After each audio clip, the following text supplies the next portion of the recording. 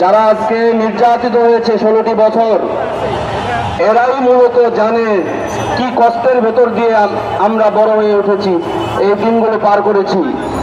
আজকে রাজনীতির নামে, ভোটের রাজনীতির কারণে বিএনপি বলেন, জামাত বলেন, ভোটের প্রয়োজনে আজকে আওয়ামী লীগকে পুনর্বাসনের চেষ্টা চলছে। বাংলাদেশের সাধারণ জনগণ, ছাত্র জনতা এই আওয়ামী ফ্যাসিস্টকে মানবে না, মানবে না, মানবে না।